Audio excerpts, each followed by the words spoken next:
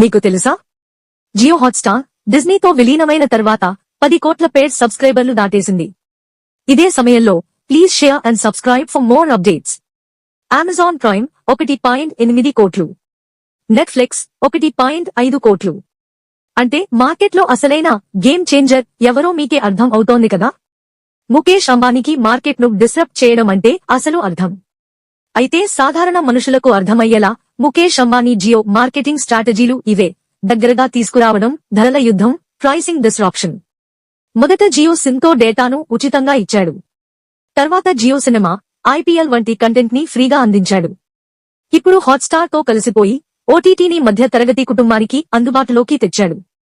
ఫలితం, ఇతర platforms monthly 1,500 కో charging చేయగా జియోల నుండి అందించడంతో భారీగా వినియోగదారులు అట్రాక్ట్ అయ్యారు.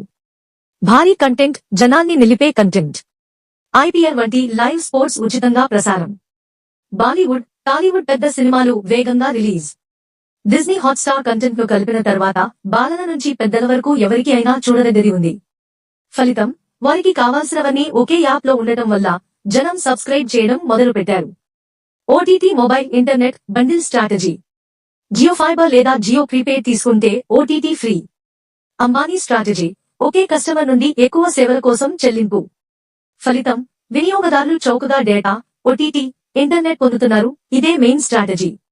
మాస్ టార్గెట్ గ్రామాల్లో కూడా చేరేలా జియో యాప్లు ఓటీటీ ఫోన్ యూజర్ కి సులభంగా వాడుకునేలా తయారు చేశారు.